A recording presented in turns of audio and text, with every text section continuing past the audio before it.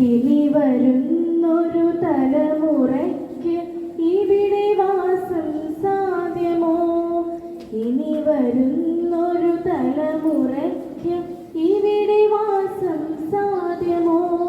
മലിനമായ ജലാശയം, അതിമലിനമായൊരു ഭൂമിയും, മലിനമായ ജലാശയം, അതിമലിനമായൊരു ഭൂമിയും. ഇനി വരുന്നൊരു തലമുറയ്ക്ക് ഇവിടെ വാസം സാധ്യമോ? ഇനി വരുന്നൊരു തലമുറയ്ക്ക് ഇവിടെ വാസം സാധ്യമോ?